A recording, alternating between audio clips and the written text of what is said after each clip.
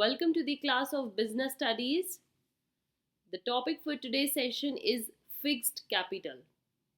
You all know that we discussed what is capital structure and what are those factors that affects the capital.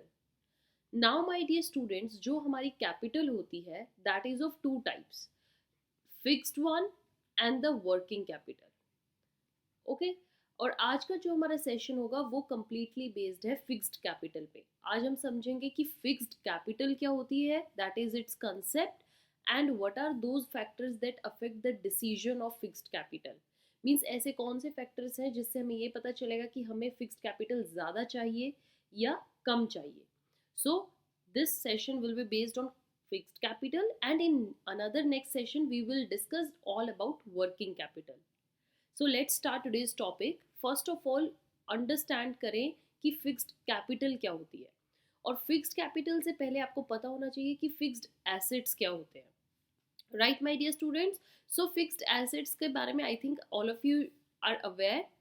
The assets which remain in the business for a period of dash then 1 year, for a period of more than 1 year, that are known as fixed assets. right? उन assets को हम क्या बोलते हैं? fixed assets. means कि वो आपके business में या आपके regular जो आपका occupation होगा या कंपनी होगी उसमें वो 1 साल से ज़्यादा होने वाले हैं, and that's why they are fixed in nature. जैसे कि आपने कोई plant लगाया है, कोई अपने बिजनेस में मशीनरी लगाई है, नई इंस्टॉल करी है, बिल्डिंग कंस्ट्रक्ट करी है, लैंड परचेज की है, all these contribute to the fixed asset. means fixed nature के हैं, आपके साथ long period of time तक साथ रहेंगे. right? now fixed capital क्या होती है? अब तो fixed capital हम उसे कहते हैं कि वो capital या that capital is the money invested by the company in its dash assets. means अपने उन assets में वो क्या लगाना? वो पैसा लगाना. right? so in trading assets which are to be used over a long period of time, ऐसे assets में पैसा लगाना जो कि आपको long period of time तक आपके साथ रहेंगे, और वो पैसा जो लगाया जाता है उसको हम बोलते हैं fixed capital.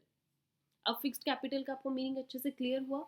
now my dear students, come to the another important thing, that what are those factors that affects the requirement of the fixed capital. Means ऐसे कौन से फैक्टर्स हैं जिनसे आपको ये पता लगेगा कि हमें हमारे बिजनेस में फिक्स्ड कैपिटल ज़्यादा चाहिए, कम चाहिए, कांस्टेंट अमाउंट में चाहिए. So let's discuss. So the requirement of fixed capital in an organization depends upon the various factors which are as follows. These are the various factors that I have enlisted for you, और आपको exam में ऐसे ही answer को पूरा लिख कर आना है. Firstly, you have to tell what are fixed assets, then what is fixed capital, and then you have to tell each and every point of factors affecting. So the very first is nature of business. कि जो आपकी company का business है वो किस nature का है. अगर आपकी कंपनी मैन्युफैक्चरिंग कंपनी है, मीन्स जो गुड्स को प्रोड्यूस करती है, मैन्युफैक्चर करती है, that will require more fixed capital. Okay, वहाँ पर फिक्स्ड कैपिटल ज़्यादा चाहिए. क्यों? क्योंकि आपको as compare to, sorry first of all do this thing, they require more fixed capital as compare to the which company? As compare to the trading company. Right? Trading companies जो होती हैं उनसे ज़्यादा आपको यहाँ पर पैसा चाहिए होता है, because trading company does not need plant, machinery etcetera. But manufacturing में आपको प्लांट भी इम्प्लांट करना पड़ेगा, मशीनरी भी लगानी पड़ेगी जहाँ से गुड्स जो होंगे वो रेगुलरली प्रोड्यूस होंगे.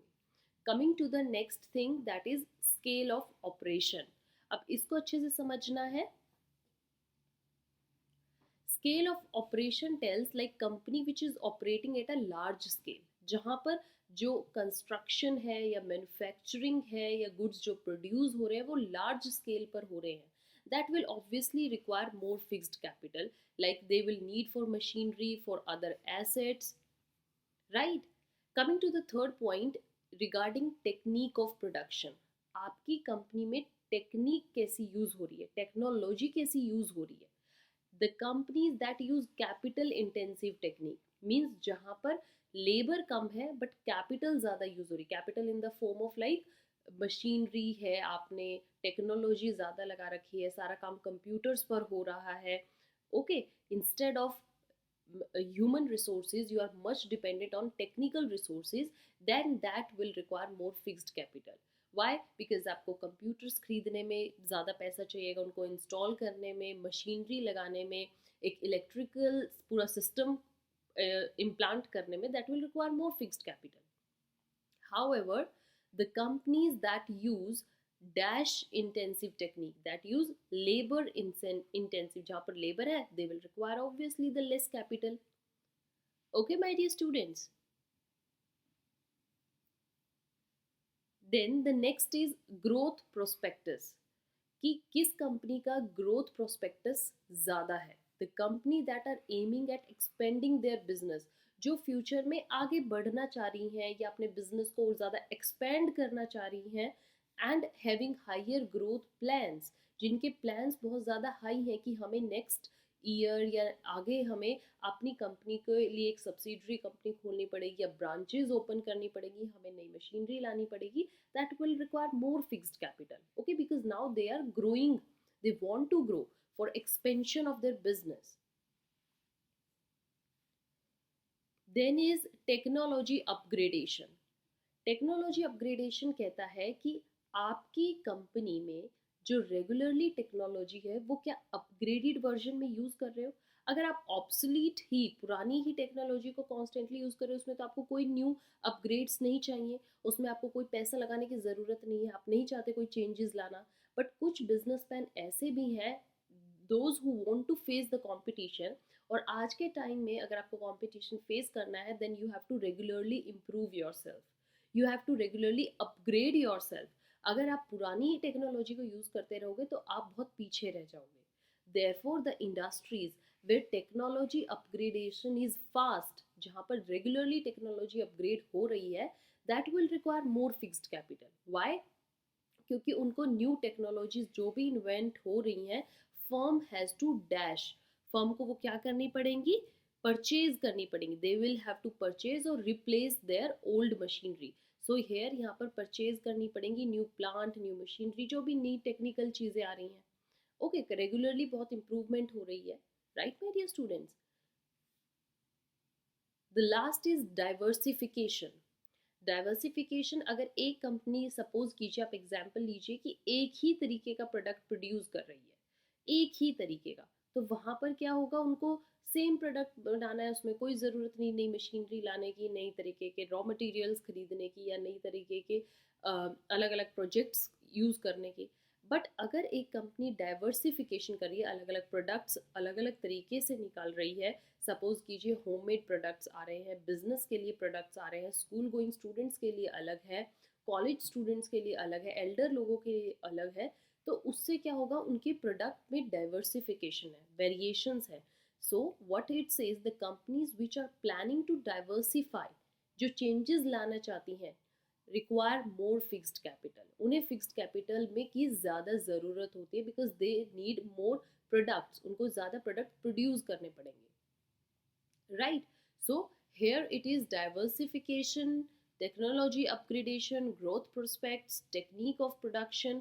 These are the various factors which affects the decision of the fixed capital of a company, right? So I hope here you understood clearly what the concept of fixed capital is, what are those factors that affect the decision of the fixed capital.